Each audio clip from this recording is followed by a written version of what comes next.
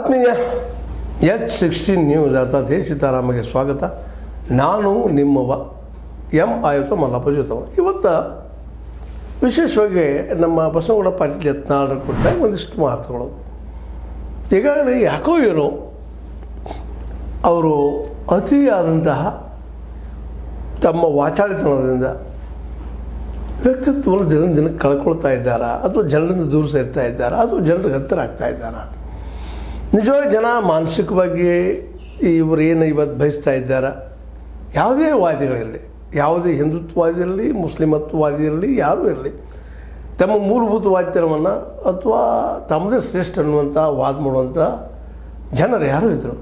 ಅವ್ರೊಳಗೆ ಇವರು ಇನ್ನಷ್ಟು ಜೋರಾಗಿ ಪೂರ್ತಿಯಾಗಿ ಮೂಲಭೂತವಾದಿ ಆಗ್ತಾಯಿದ್ದಾರೆ ಅಂತ. ಮತ್ತು ಯಾವುದೇ ನೋಡ್ರಿ, ಯಾವುದೇ ಡಿಸಿಷನ್ನು ಸಡನ್ನಾಗಿ ತೆಗೆದುಕೊಳ್ಳುವಂಥ ರೀತಿಯಿಂದಾಗಿ ಇವತ್ತು ಒಂದು ಕಾಲಕ್ಕೆ ಇವರು ಮುಸ್ಲಿಮರನ್ನು ಪ್ರೀತಿ ಮಾಡ್ತಾಯಿದ್ರು, ಅವ್ರ ಜೊತೆಗೆ ಕೂಡಿ ಬೆಳೆದವರು, ರಾಜಕೀಯ ಮಾಡ್ಕೊಂಡವರು, ಅವರೆಲ್ಲ ಹಬ್ಬದ ದಿನಗಳಲ್ಲಿ ಅವ್ರ ಜೊತೆಗೆ ಬೆರೆತವರು.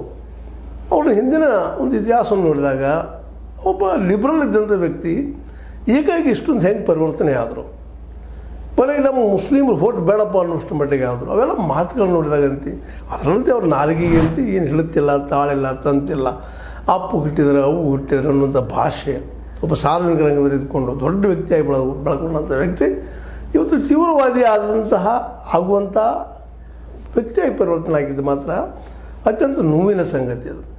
ಇದು ಶಬಾಷ್ಗಿರಿ ಕೊಡುವಂಥದ್ದಲ್ಲ. ಯಾಕೆಂದರೆ ಇತಿಹಾಸವನ್ನು ಬಲ್ಲಂಥವ್ರಿಗೆ ಗೊತ್ತಾಗ್ತದೆ. ಅದು ಪೂರ್ತಿಯಾಗಿ ಯಾಕಪ್ಪ ಅಂತಂದ್ರೆ ಈ ಅತಿಯಾದಂತಹ ಒಂದು ಯಾವುದೋ ವಾದ ಆಗೋದು ತೊಂದರೆ ಆಗೋದ್ರಲ್ಲಿ ಎರಡು ಮಾತಿಲ್ಲ. ಈಗ ನೋಡ್ರಿ, ಈ ನಮ್ಮ ಯಡಿಯೂರಪ್ಪನವರಿಂದ ಅಲ್ಲೇ ಆಗಿರ್ಬೋದು, ಇವ್ರು ಇಲ್ಲ ಅಂತಲ್ಲ, ಆದರೆ ಅದನ್ನು ವಿರೋಧಿಸುವಂಥದ್ದು ಮಾಡುವಂಥದ್ದು ಹಾದಿಗಳು ಸಾಕಷ್ಟಿದ್ದು. ಆದರೂ ಅವ್ರ ಜೊತೆಗೆ ಪಕ್ಷದಲ್ಲಿರುವವರೆಗೆ ಜಿದ್ದಿ ಮಾಡ್ತಾನೆ ಬಂದರು. ಇವತ್ತು ಇದ್ದಾರೆ, ಇಲ್ಲ ಅಂತಲ್ಲ. ಅದರಿಂದ ಏನಾಯಿತು ಒಟ್ಟು ಪರಿಣಾಮ ಗೊತ್ತಿತ್ತು ಅವ್ರಿಗೆ. ಮತ್ತು ಇವರಿಂತಿದ್ದಂಥವರು ಅತ್ಯಂತ ಅನಿವಾರ್ಯ ಸಮಯದಲ್ಲಿ ಹಿಂದೆ ಸರಿತಾರಂತಾರೆ. ಇದರಿಂದ ಯಾರಿದ್ದರು, ಯಾರು ಬೆಂಬಲಿತ್ತು ಇವರಿಗೆ ಅವ್ರು ಸ್ವತಃ ಗೊತ್ತದ. ಅವರೆಲ್ಲರೂ ಇವರನ್ನು ಮುಂದೆ ಅವ್ನು ಟಾರ್ಗೆಟ್ ಮಾಡಿಕೊಂಡು ಕೊನೆಗೆ ಇವ್ರನ್ನ ಉಚ್ಚಾಟನೆ ಮಾಡೋ ಒಂದು 6 ವರ್ಷದೊಳಗೆ ಹಿಂದಿದ್ರೆ ಇವತ್ತು ಮರಳಿ ಮಾಡ್ತೀನಿ ಅನ್ನೋಂಥ ಜನ ಎಷ್ಟು ಮಟ್ಟಿಗೆ ಅದ್ರಲ್ಲಿ ಯಶಸ್ವಿ ಆಗ್ತಾರಂತ. ಯಾಕಂದ್ರೆ ಸ್ವತಃ ಇವ್ರು ನಾಲಿಗೆ ಮೇಲೆ ಹಿಡ್ತಾನೆ ಇಲ್ಲ. ಏನಾದರೂ ಮಾಡಿ ಅವ್ರು ಒಳಗೆ ತೊಗೋಬೇಕಪ್ಪ, ಮಾಡಬೇಕು, ನಮ್ಮೊಳಗೆ BJP ತರಬೇಕಂದ್ರೆ ಅಲ್ಲೂ ಇರ್ತಾ ಇಲ್ಲ ಅವರು. ಈಗಾಗಲೇ ಹಿಂದೆ ಬೇರೆ ಬೇರೆ ಪಕ್ಷದಲ್ಲಿ ಸುತ್ತಾಕಿ ಬಂದಿದ್ದಾರೆ. ಮತ್ತು ಬೇರೆ ಈ ಒಂದು ಸಡನ್ ಡಿಸಿಷನ್ನು, ಡಿಸಿಷನ್ನು, ಏನೋ ಒಂದು ಪಿತ್ತಾಳಿತವಾಗಿ ಬಂದಿದ್ದ ಆಸ್ತಿ ಇರ್ಬೋದು, ಮತ್ತೇನೋ ಆಗಿರ್ಬೋದು, ಒಂದಿಷ್ಟು ಅನುಕೂಲಗಳಿದ್ದಾಗ ಒಬ್ಬ ಒಳ್ಳೆಯ ನಾಯಕನಾಗಿ ಬೆಳೆಯುವಂಥ ಸಾಧ್ಯತೆಗಳಿದ್ದಾಗ ಜಡಿಲಿಲ್ಲ. ಯಾಕಂತ ಇವತ್ತು ಮುಸಲ್ಮಾನರ ಕಂಡ್ರೆ ಏನಪ್ಪ ಹಾಮಾತುಳದಂಗೆ ಮಾತಾಡ್ತಾ ಇರ್ತಾರೆ. ಆ ಭಾಷೆನಲ್ಲಿ ಪ್ರಯೋಗ ಮಾಡಲಿಕ್ಕೆ ಸಾಧ್ಯ ಇಲ್ಲ.